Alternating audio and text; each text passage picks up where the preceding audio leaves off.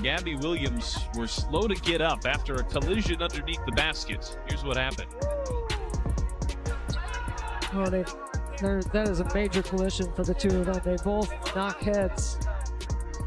It took them both some time to get to their feet.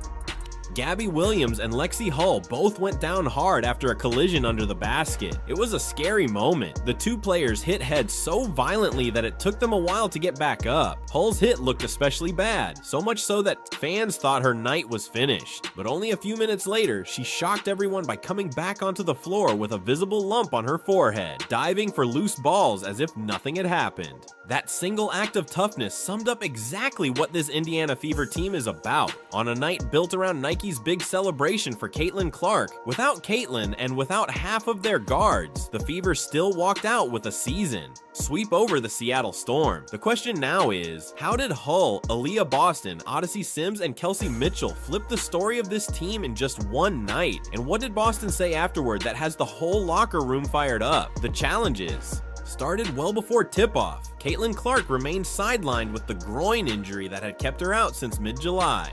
Sophie Cunningham, Ari McDonald, and Sydney Colson were all out for the season with injuries. Chloe Beebe was managing knee problems. That left Indiana missing most of its guard rotation, forcing the starters to play heavy minutes and the bench were stretched thin. Aaliyah Boston has been the one most affected by these losses. Without point guards to get her the ball in the right spots, her job became harder. But against Seattle, she took matters into her own hands. Boston attacked the rim aggressively, played through contact, and defended with authority. She even took on the challenge of guarding Nneka Ogwumike. From the opening minutes, she set the tone for both ends of the floor. The timing could not have been tougher. Indiana had lost 4 of their last 5 games, slipping near the playoff bubble with a 19-18 record, barely holding the 8th seed. Seattle sat just ahead in 6th, so every possession carried extra weight. Boston herself admitted after the game that it felt important, but she kept repeating the team's motto, focus on one game at a time, be where your feet are. Meanwhile, Gainbridge Fieldhouse was packed for Caitlin Clark's Nike logo reveal. Banners hung around the arena, fans wore promotional shirts, and photo stations lined the concourse. It was meant to be her night, but Clark was on the sidelines, cheering in street clothes. The Fever had to deliver without her, and then came the moment that nearly broke the game open, the collision. Early in the first quarter, Lexi Hull and Gabby Williams dove for a loose ball under the basket. Their heads smacked so loudly the crowd gasped. Williams stayed on the bench, but Hull headed straight to the locker room, holding her forehead.